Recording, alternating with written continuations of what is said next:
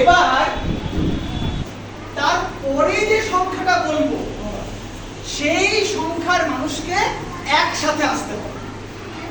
ধরে নাও আমি বললাম 2, ও আমার সামনে আছে, আমাকে ওর সঙ্গে হাত ধরে নিতে হবে বা জড়িয়ে ধরে নিতে পারে, এবং সেই জড়িয়ে ধরাটা কিন্তু এমনই হবে যেন আমি হারাতে না পারি।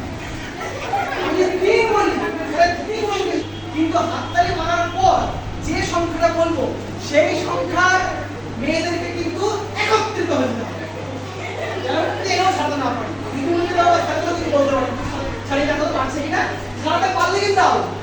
বুঝে গেছে? বুঝে গেছে? শুনতে পাচ্ছি না। 1